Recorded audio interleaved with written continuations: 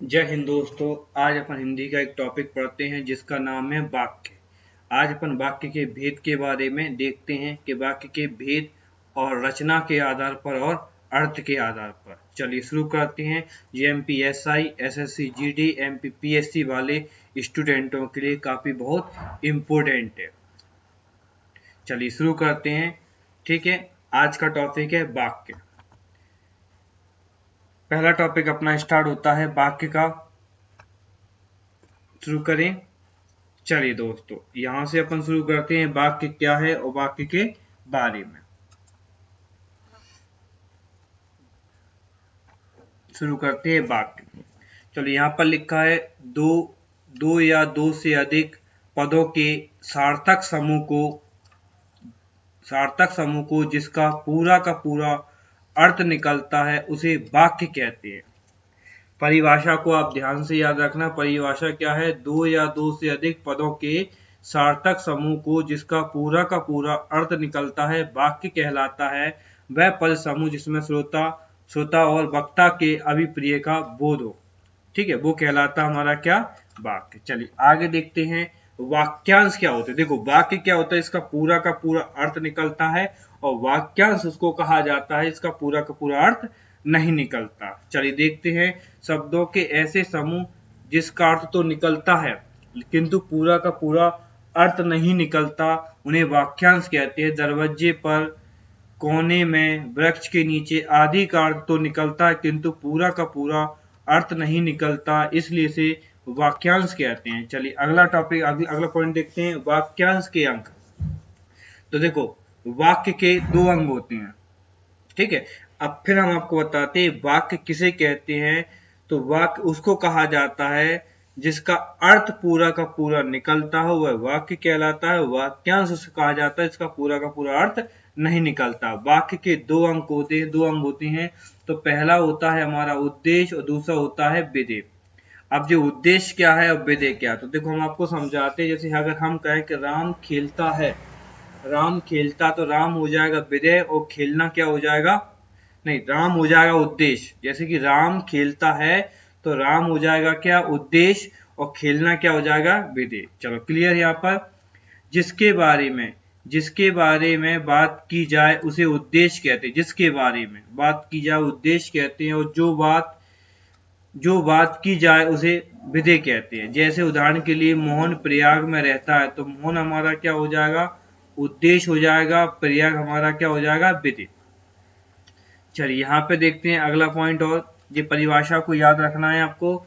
रचना के आधार पर, तो रचना के आधार पर वाक्य के तीन भेद होते हैं। कितने प्रकार होते हैं? तीन। और अर्थ के आधार पर कितने होते हैं? तो याद रखना, अर्थ के आधार पर 8 होते हैं। अर्थ के आधार पर 8 होते हैं और रचना के आधार पर 3 होते हैं। तो आज अपन रचना के आधार पर पढ़ेंगे वाक्य। तो देखो कौन कौन से होते हैं। पहला सरल वाक्य। सरल वाक्य होता है जिसको अपन साधारण वाक्य भी कहते हैं। फिर होता है संयुक्त वाक्य, जिसे यौगिक वाक्य भी कहते हैं। तीसरा होता है मिश्रित वाक्य, इसको जटिल वाक्य भी कहते हैं। ठीक है, वीडियो अच्छा लगे तो वीडियो को लाइक और सब्सक्राइब जरूर करें। आगे बढ़ते हैं। सरल वाक्य, जिन वाक्यों में एक उद्देश्य और एक विधेय होता है उसे सरल वाक्य कहते हैं। सरल वाक्य में केवल एक क्रिया होती है, याद रखना। सरल वाक्य में केवल एक क्रिया होती है तथा वाक्यों के बीच में कोई योजक शब्द नहीं लगाया जाता, न ही कोई योजक शब्द होता है। अगर वो योजक शब्द होगा तो मिश्रित या संयुक्त वाक्य कहलाएगा। फिर वो, उदाहरण के लिए, मैं तुम्हारे साथ खेलना चाहता हूं, तो ये हमारे एक सरल वाक्य है, इसमें योजक शब्द नहीं लगा, ना ही कोई बीच में यति कॉमा लगा हुआ है। सरल वाक्य में एकदम सिंपल वाक्य होता है, इसमें एक उद्देश्य होता है और एक विधेय होता है। ठीक है। चिड़िया उड़ती है, ये भी हमारे सरल वाक्य है। मैंने एक घायल हिरण देखा, ये भी एक हमारा क्या है? सरल वाक्य। चलिए आगे देखते हैं अपन। और संयुक्त वाक्य, दो या दो से अधिक वाक्य आपस में जुड़े रहते हैं। दो या दो से वाक्य आपस में जुड़े होते हैं। इन वाक्यों में योजक शब्द जुड़े होते हैं, याद रखना। संयुक्त वाक्य में योजक शब्द जुड़े होते हैं और दो या दो से वाक्य आपस में जुड़े रहते हैं, जिसमें एक पहचान है वाचक शब्द में। जैसे और लगा होगा बीच में, लेकिन लगा होगा, किंतु लगा होगा, परंतु लगा होगा, एवं, तथा, या, अथवा, इसलिए, फिर भी, पर, तथा। तो तो ये सब लगे होते हैं, वो होता है हमारा संयुक्त वाक्य। तो देखो सरल वाक्य में क्या होता है, एक उद्देश्य होता है, एक विधेय होता है, और संयुक्त वाक्य में क्या होता है, ये दो वाक्यों से मिलकर बना होता है। देखो कैसे, सूर्योदय हुआ तो एक वाक्य है, ये सरल वाक्य हो गया एक वाक्य, और उसमें एक और जुड़ गया, तो और हमारा क्या है, वाचक शब्द होगा कोहसा जाता रहा, कोहरा जो कोहरा होता है कोहसा जाता रहा, तो दो वाक्य हो गए। देखो इसमें मैं वह अमीर है फिर भी, अब फिर भी शब्द क्या आ गया, वाचक शब्द आ गया, और सुखी नहीं है दूसरा वाक्य आ गए, तो दो वाक्यों के जुड़ने से संयुक्त वाक्य बनता है। तो याद रखना दो या दो से अधिक वाक्य आपस में जुड़े होते हैं वो संयुक्त वाक्य कहलाते हैं। इनकी पहचान आप लोग अच्छे से याद रखना, ट्रिक है पहचानने की। इसके बीच में और, लेकिन, किंतु, परंतु, एवं, तथा, अथवा, इसलिए आदि जुड़े रहते हैं। पुस्तक खो गई थी, एक सरल वाक्य है, परंतु सब जुड़ गया, मुझे मिल गई, तो ये हमारा संयुक्त वाक्य होता है कंप्लीट। अब आते हैं मिश्रित वाक्य। तो दो या दो से अधिक सरल या संयुक्त वाक्य जुड़े होते हैं। देखो मिश्रित वाक्य में क्या होता है, सरल और संयुक्त वाक्य जुड़े होते हैं, हमेशा याद रखना।